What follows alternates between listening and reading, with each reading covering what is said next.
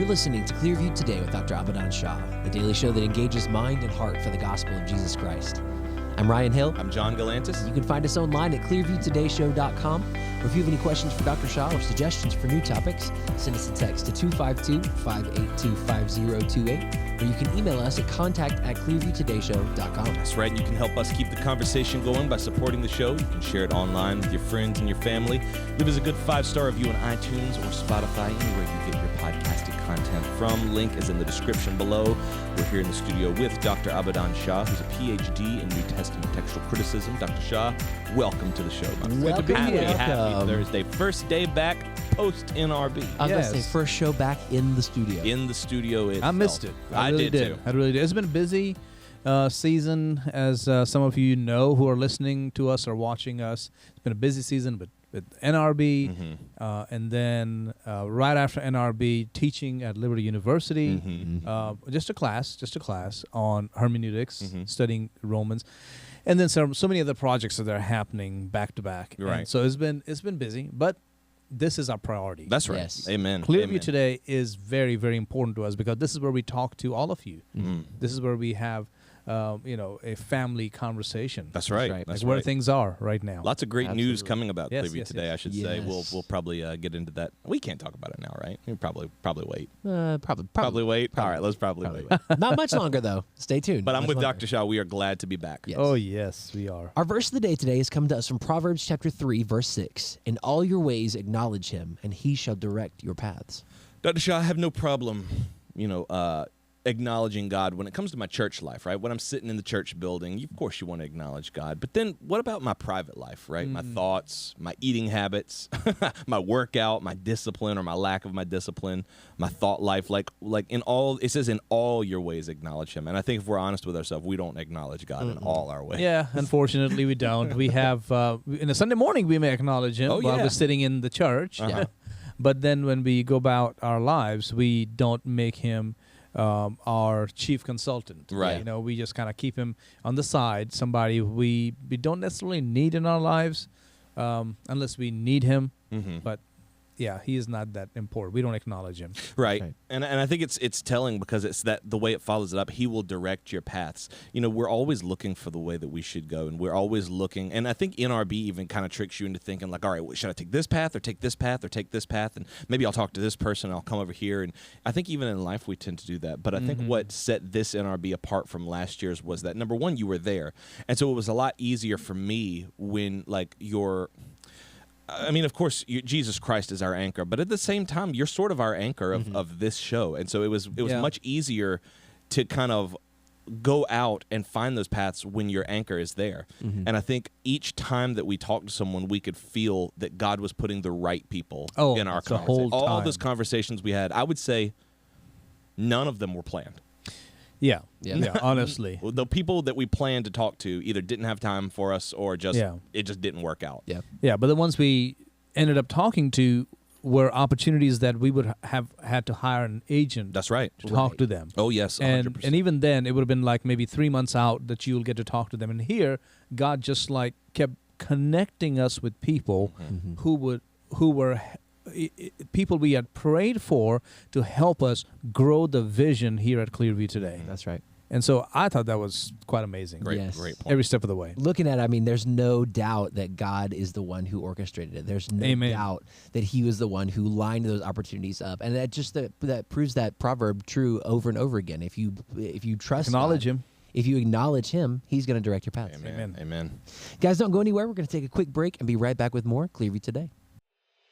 Hey, Clearview Today listeners. We want to take a quick moment to thank you for tuning in. As you can imagine, producing a show like this takes a lot of time, effort, and resources.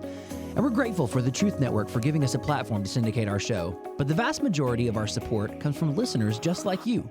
If you enjoy these talks with Dr. Shah and you want to see Clearview Today continue to grow, consider making a donation today.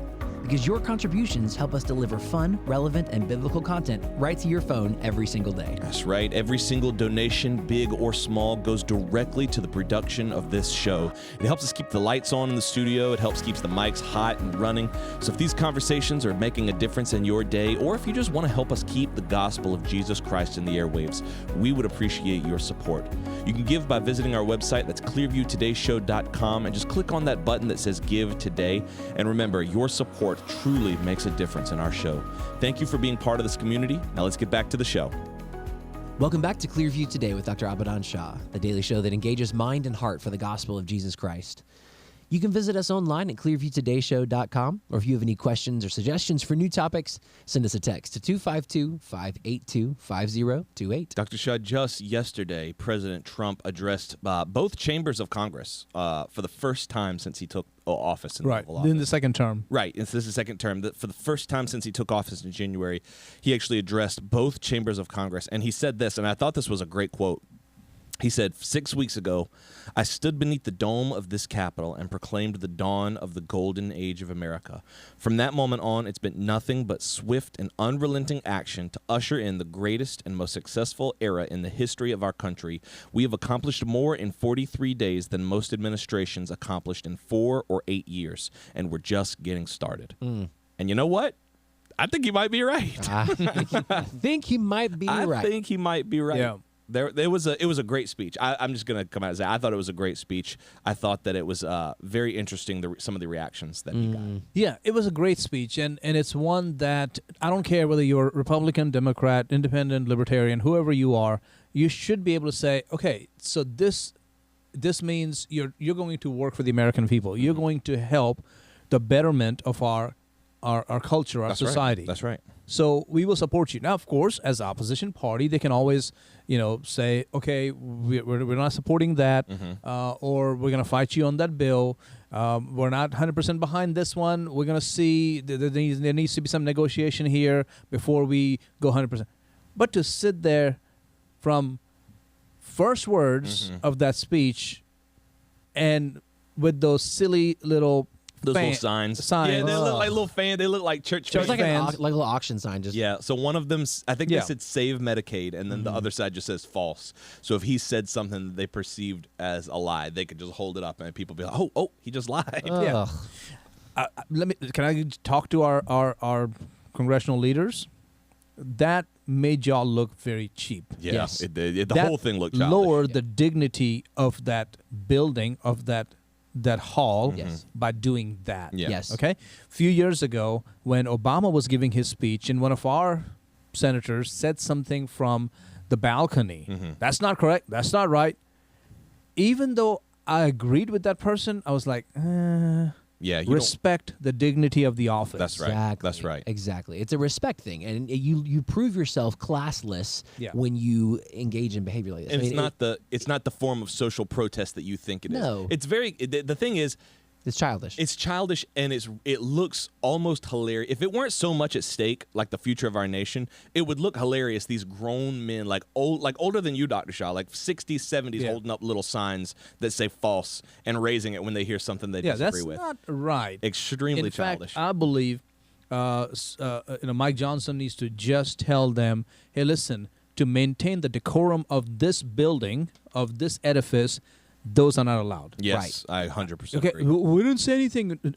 I know verbally you're not saying something, but visually you are. And it's about the same thing. So you're not allowed to do that. I agree. You're not allowed to. You can sit there and not clap. You can sit there and not stand. We get it. But to do that, it's not allowed. I agree. They actually, so Al Green, who's one of the representatives from Texas, he interrupted and started shouting, and they did kick him out.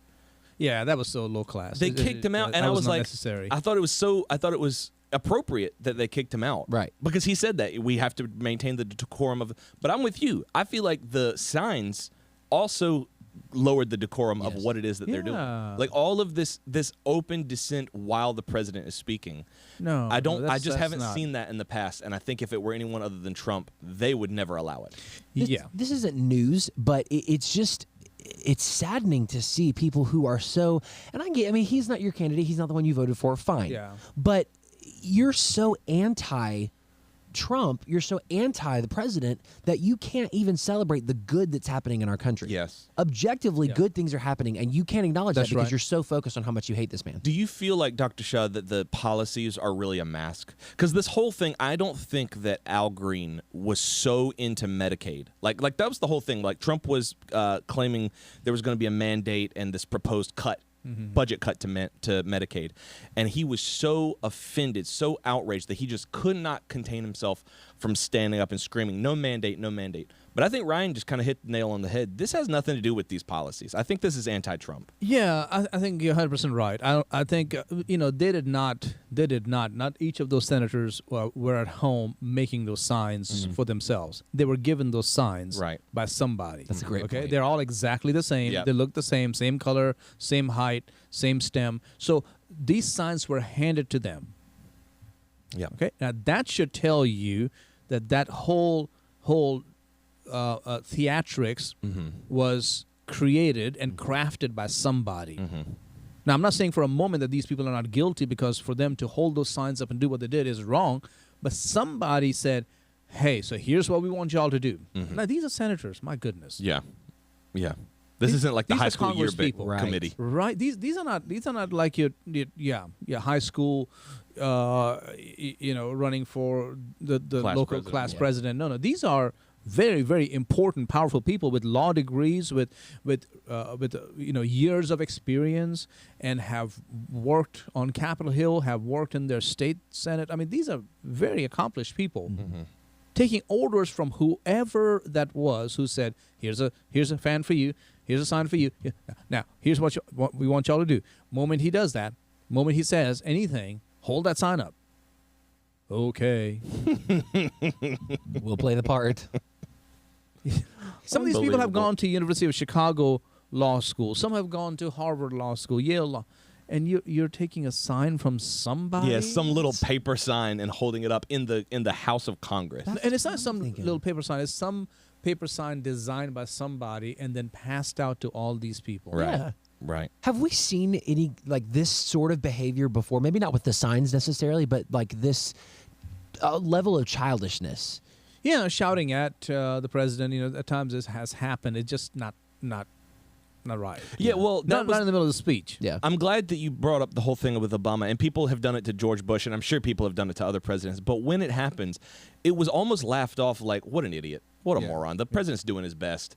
And now it's like these people, the ones shouting down the president from within the halls of Congress, they're the heroes. They're standing up for America's rights. And I'm wondering where this new narrative is coming from. It used to be that people who even take just like a church or like a town hall. If someone stands up and causes a disturbance, they're not heroes. They're disturbing the order of Personally, procession. I think it's just a photo op, just so they can send it back to their constituents and say, "Look, I spoke up. I held a sign. And so they can get votes the next election." Yeah. That's pretty much all that is. Yeah. President Trump made a point, and we have a clip on it. This is going viral right now. Everybody's talking about it since this just happened yesterday. But I want to play this and listen to what he's saying, because I think he's speaking a lot of truth, something that I hadn't considered before. This is my fifth such speech to Congress. And once again, I look at the Democrats in front of me, and I realize there is absolutely nothing I can say to make them happy or to make them stand or smile or applaud. Nothing I can do. I could find a cure to the most devastating disease, a disease that would wipe out entire nations, or announce the answers to the greatest economy in history, or the stoppage of crime to the lowest levels ever recorded. And these people sitting right here will not clap, will not stand, and certainly will not cheer for these astronomical achievements. They won't do it, no matter what. Five times I've been up here. It's very sad, and it just shouldn't be this way. Look at the sign. Musk steals. Grown people.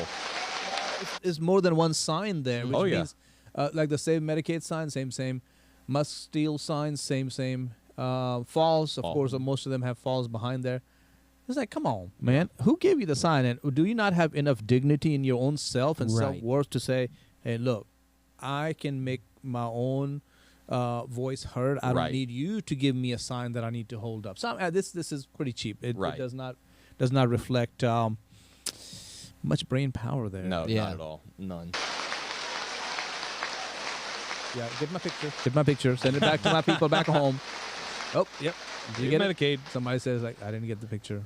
So Democrats sitting before me, for just this one night, why not join us in celebrating so many incredible wins for America? For the good of our nation, let's work together and let's truly make America great again. So the video cuts off there, but there was half a standing ovation. Yeah. The Republicans, of Right. course, all stood up, and of course, there's no Democrat moved. But I thought he made a great point there, and I didn't really consider it. When I did consider it, it just made me sad, where he said, there's nothing I can do. No. Yeah. I can't say anything until, for the next 4 years, this is how it's going to be. Right. I will be just diametrically opposed on principle. Yeah. Yeah, it's sad. Yeah. It's sad. But here's the thing. Their people, the ones who are holding up these signs, their people are definitely waking up and realizing, oh, wait a minute. Mm-hmm. Not all of them. Of course, there are some who will never change. This is an ideological war. But many of their people are like, wow, the jobs are coming back. Mm-hmm. Yeah. The economy is getting better. Yeah. Difficult to argue with results. Yeah, I'm paying less at the grocery store, less at the pumps Mm-hmm. for gas.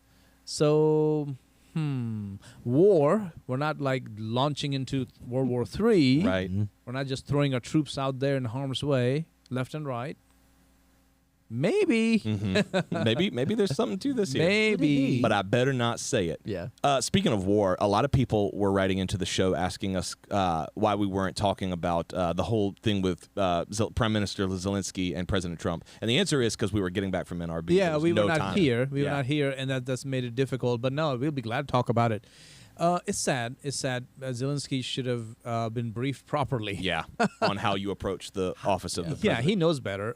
But sometimes, all the theatrics gets in the way. I mean, he's an actor, so all the theatrics gets in the way, and he should have known better than to get in there and do that, and should have just been a little humble Yeah. and stopped and said, "Wait a minute. I'm here to get help." Instead of, "What do you mean? What is happening? Do you understand? Have you been there?" I mean, come on. What are you doing? Well, I loved. What are you doing? I loved, and I think a lot of Americans really loved that the president put him back in his place, and even because he started coming at J.D. Vance too, like until you've been there, until you've seen, you don't know. And then President Trump was like, It was like, ew, stop. "Are you coming in the Oval Office talking crazy? Yeah. Are I you don't know. really coming in the Oval Office talking crazy like that?" Well, I've heard different things. I've heard that somebody told him, said, "Look, when you go in there, do not take any deal from him unless it's like this millions of dollars and all that stuff." And maybe he came in with that false understanding that, Maybe. yeah, I'm going to go in there and I'm just going to, flex a little bit. And it was like, oh, Yeah. whoever gave you that advice was not your friend. Yeah, No. they messed you up because you came here looking for aid. Well, Yeah. you, Came here looking for if you have salvation. this posture of someone in need of help, like bowing up to the person who's going to help them. Like, now let me tell you what you're going to. It's like What are you doing? it's like Yeah. he was ashamed to be on the losing end of an Yeah. invasion. Objectively look at it. I mean, you got the U.S. Like- and like Like, have There's you not ever a been in a comparison fight there. and you just got your lights knocked out, and then you had to stand up and act like you won the fight, like you keep talking, but the guy's gone? Yeah. That's what it was like. Personally, I think Russia is wrong. Yeah. Ukraine should be allowed to be their own country and do their own thing. It is wrong what Putin has done. It's wrong. Every way is wrong. But I think the way this has been handled, I would say it's very Democrat-driven. Mm-hmm. Oh, yes. And it has not been handled well. But now it's so unfair. Now it's so unfair that President Trump is the bad guy. J.D. Right. Vance is the bad guy. Trust me, I've been there. Yeah. yeah. Two people are fighting. We come to help, or there's a bad situation. We come to help, and all of a sudden, the art of deflection. Now you're the problem. Mhm. You're the problem, and that's what happened. Is like, wait, stop, Yeah. stop. No, it's not. Yeah. No, it's not. I'm not buying it. Yeah. Well, he's challenging, and I like this because you don't often see, or you haven't often seen, U.S. presidents negotiating with foreign leaders to accept diplomacy on the United States' terms. Mm-hmm. And I think that's how it used to be. And it's showing us that assertive leadership actually does work. Right. Yeah. And it is working. It has been working. And I think the American people have forgotten that. I still believe what Russia has done to Ukraine is wrong. Mm-hmm. I still believe that we need to help Ukraine. and I still believe Zelensky can be a good guy. It's time to get on the right side, buddy. Yeah, Right. yeah. Get on the side that will actually help you Yes. instead of taking advantage of you. So get on the right side, and the right side is with President Trump Mm-hmm. and with JD Vance. I mean, these are the good guys. I haven't heard any more come from that situation, but do you think there's like other conversations in the future where he might come back and say, "Look, I I think goofed so. up." Okay. I truly believe so, because we cannot let Russia do what they're doing. Yeah. They are Russia, China, Iran. Come on. Yeah. North Korea. I mean, put North Korea in that mix too. Yeah. But Russia, China, Iran. I mean, come on. We cannot side with them. That's right. It proves the point over and over again that, you know, President Trump is trying to do what's good for America. He's trying to be helpful. He's trying to be a good guy. But he continually gets the blame. He continually is the one who's like, this is your fault. Whether it's from the Democratic Party, whether it's, you know, Zelensky coming in here and pointing the finger in Trump's face. He's the one who is kind of extending the olive branch, and yet it's thrown back in his face. Yeah. Why does that happen often with strong leadership? That is a great question. It's one I identify with because sometimes I've been in that situation. It happens because you're dealing with people of small minds, small visions. So when they get around somebody who has a much, much, much bigger vision of life and of the people he is serving, what happens is the people who are small-minded, they have nothing to lose. Mm-hmm. So they can only see the immediate, like, all I want right now is this. And again, I don't think Zelensky himself is a bad person. I think he has been given some very, very wrong advice over the past 4 years, or ever since this conflict began. Mm-hmm. So it's easy to say, America is not helping. Wait. Time out. Now that President Trump is in the office, you need to rephrase that. Mm-hmm. Maybe start with the Democrats haven't helped. Right. Then maybe talk about Democrats may say all the things like, hey, Russia is wrong. We need to stand with Ukraine. Russia is going to keep going. And by the way, that's what Republicans were saying. Mm-hmm. How interesting it is, like the Democrats are saying that now. Yeah. I mean, that's what Republicans the conservatives were saying. ever since the invasion began. Snag a script when it works for your narrative. Yeah, and they kind of snagged that script and made it into like as if it's it's the liberals' duty to go ahead and protect this little country of Ukraine. Right. No, that's not the case. America has always been standing, especially conservatives, Republicans have been standing against Russia. Right. So I don't know how that makes sense. But it's very easy to blame that person because you have nothing to lose. They have a lot in their favor. That's true. So you feel like, yeah, I can deflect this bullet. You're wearing 3 bulletproof vests. I don't hardly have anything. You can survive the bullet. So I'm going to back up, let you have it. Let you have it. Go ahead. Oh, you got shot. But see, you got 3 bulletproof vests, so you can get back up. You're fine. You're fine. Now, can you help me again, please? Please, sir. Please, sir, I want some financial and military aid. Yeah. So any word to the American people, because I think a lot of people are seeing this, and for what it's worth, I do believe, like you said, Dr. Shah, that people are waking up. This is not. I don't think the outrage on this is as far spread as people would have. You us see believe. that from people who have, historically stood with the Democratic Party or stood with the left. I mean, we have people coming forward saying like, "This isn't me anymore." Oh, like, my father-in-law. Maybe I'm not leaning full Republican, but I'm not for whatever that is. My father-in-law is as staunchly anti-Republican as it gets, and he voted for President Trump. He said the Democratic Party is not what it was, and the values are no longer the same. So the question he asked me a few moments ago, what was that question again? Any word to the American people just about what they're hearing and just any encouragement that you would have? Here's what I would say. I would tell them what my professor back in the day, he was a professor of pastoral ministry, and this is going back to 1995. He told me a simple statement that has helped me tremendously over the years. I haven't often followed it, but when I did follow it, I realized I need to follow it more, which is this: don't let your enemy define you, or don't let your enemies define you. The enemy would put a label on you.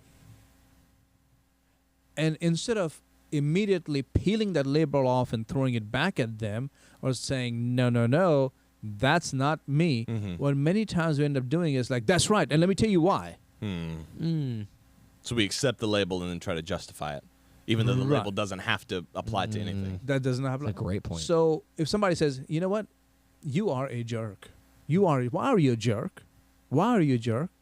And then if you come back with like, let me tell you why. It may look like I was a jerk, but this is no. You have to stop and say, I am not a jerk. You are putting the label that belongs to you onto me. Why are you such a bully? I mean, you are such a bully. That some of the things you do are so wrong and evil. You have to say, wait a minute. No, I'm not a bully. Let me tell you why I'm not a bully. Let me also tell you why I think you are the bully. Because you're bullying me by putting that label on me and then saying you're the bully. That itself is an act of bullying. So I believe what Republicans should do is immediately reject the narrative that we are for Putin, Right. that we are supporting Russia's invasion of Ukraine, and say, no, we're claiming it back. I mean, that's what we do in that church. We claim back what belongs to Jesus. That's right. That's right. Right? That old statement that was by one of my favorite theologians, Abraham Kuyper, who said, there's not a single inch of ground in this entire creation over which Jesus, the Lord and King, does not say, it's mine. That's right. It means it's all his. So claim it back. That's right. I would tell the Republican Party, claim back what is rightfully yours, which is this. We fight for the sovereignty of Ukraine. That's we right. fight against a communist run regime like Russia. Right. With these old USSR KGB people who are running this show. No, we stand against that. That's right. And we said this at the very beginning of President Trump's second term, is that we see lots and lots of great days for America. And I think these last 43 days that he's been president, I think we have seen a lot of great stuff. Yes. So it's not that we're like predicting the future and we're saying, hey, we just have this feeling. It's that God is revealing to us through all of these things that he's showing us through the media, he's showing us through the Clearview Today show, through all these articles that we get on our phone, that he's moving and he's working. God's not done with America yet. And I would also say, I hope send someone talk to the president of Russia of Ukraine and say, hey, let's talk again. Yeah. For one, you should not have gone to the Democrats to get help because you didn't get any help, did you? Right. Right. Did you? Right. No. Now here's a man who can help you. Yeah. Okay, so now let's shake it off and go back and say, I'm sorry, I went to the wrong people because, hey, who else can I go to? They were in power. Right. They didn't help me squat, but here I am. Can you please help me? And maybe put on a suit. Yeah, Maybe you're not in an active war zone right now. Maybe put on a suit. Well, I shouldn't say that. They are in an active war zone. He just needs to, respect the office. That's right. I think, man, for so many of these instances, it comes down to respect the office. Oh, yeah. Respect the office of the president. You might not agree with everything that he stands for, even if you're on the opposite, especially if you're on the opposite political party. But respect. Yeah. Respect the office. Look, I'm sure if we had had the chance to go and meet previous presidents, we would have at least put on a suit. Yes. To enter the Oval Office. I will tell you this. I mean, if I don't care if it's a Democrat president or whoever, but if I were invited to go see him, and had the opportunity, I would definitely be on my best. Oh, Yes. 100%. That's just what you do. That's the office of the president. That's right. So helpful for us, guys. Make sure you join us tomorrow, same time, same station. We're going to be diving into another great topic here on the Clearview Today Show. Thanks again to our sponsors for making today's episode possible. And don't forget that you can support us by subscribing to the show on iTunes if you want to re-listen or share it with a friend. And you can always support us financially at clearviewtodayshow.com. John, what do you want to plug as we close the show today? Definitely want to plug Dr. Shah and Nicole's book, 30 Days of Praying for America. Lots of great reviews on this. Lots of praises, lots of plaudits on Amazon. I was going to say that Trump was looking Plaudits? for... Plaudit, yeah, it's praise to praise something. I was going to say that President Trump was looking for praises and plaudits, but I didn't want to paint him in a needy light. But you can absolutely get this, but that was the secret word, plaudits. It means to praise. You can get 30 Days of Praying for America, daily devotions to heal our nation, along with the other 2 books in this series on Amazon.com. Book 4 is coming out very soon. You can also get all of our original music from Clearview Worship on Amazon, iTunes, Spotify, anywhere digital music is streamed or sold. That's right. Make sure you guys join us tomorrow. Lots of great conversation to be had. We love you guys. We'll see you tomorrow on Clearview Today.